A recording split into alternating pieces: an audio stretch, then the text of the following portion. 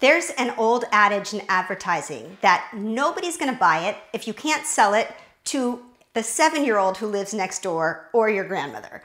Now, this might be a little drastic, but the same applies to your presentation. Your audience isn't going to buy into your ideas unless they understand them. So stay tuned today on Moxie Talk. I am going to unpack everything you need to know to write for the ear and not the eye.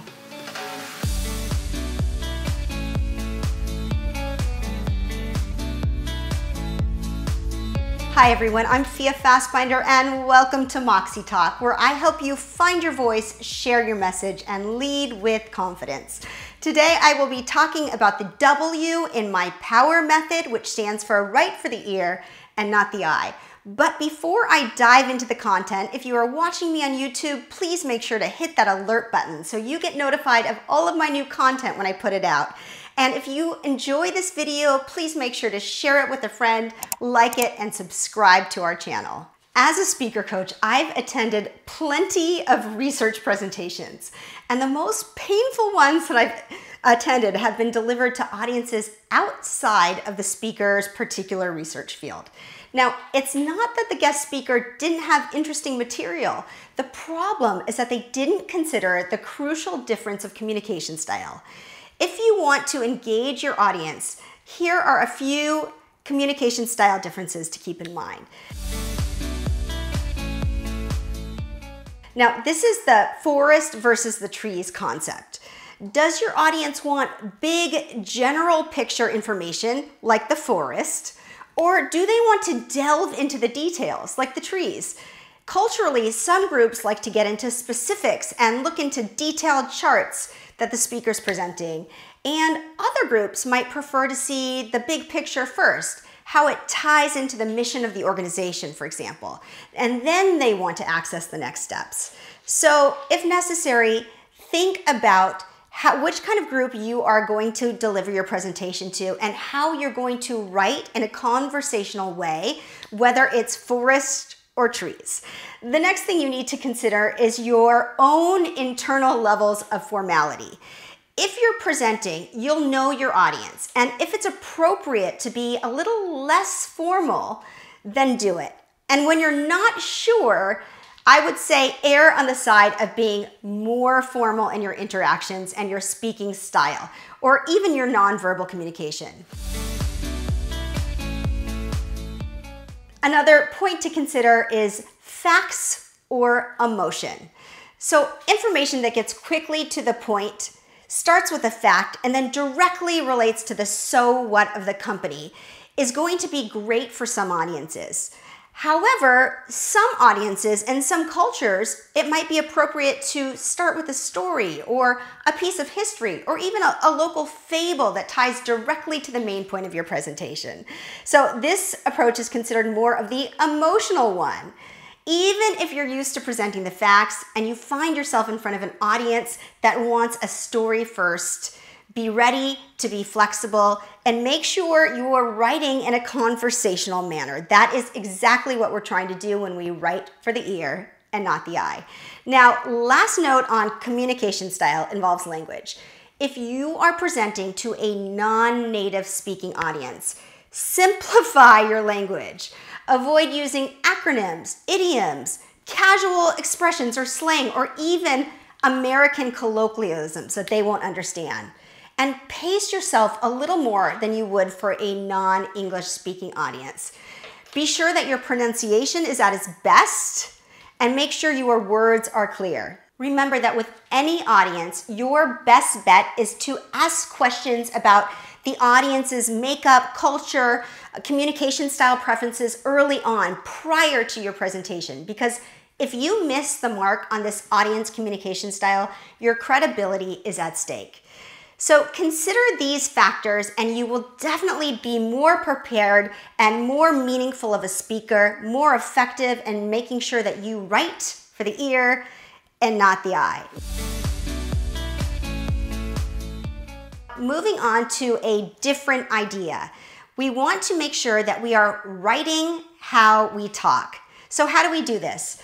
Communicating a concept using everyday words and as little technical jargon as possible makes it easier for people to understand your presentation. One trick is to focus on the way people talk, not the way they write. So if you think about it, here are some examples of the differences in the way we write and the way we talk. We write ascertain, but we mostly say find out. We write optimal, but we mostly say best. Think about how we normally talk. It's fluid, it doesn't use many fancy words. We use simple, descriptive language. We don't say something like, I beseech you to reinvigorate the remnants of the conflagration. We say, could you add some more wood to the fire? So this is a drastic way of explaining that you need to make sure that you are writing the way you talk, because presentations are meant to be heard, not read. So the final concept I'd like to introduce to you falls under the right for the ear and not the eyes, is to simplify to amplify. What do I mean by that? In order to keep your presentation simple, you need to speak like you normally do, but when you speak at your very best. So the words you're adding to your draft should sound exactly like your voice. If you don't use a lot of contractions normally, if you don't always say, I cannot instead of I can't, then write that way. Write that way for your presentation. If you don't typically use adverbs like typically, omit them.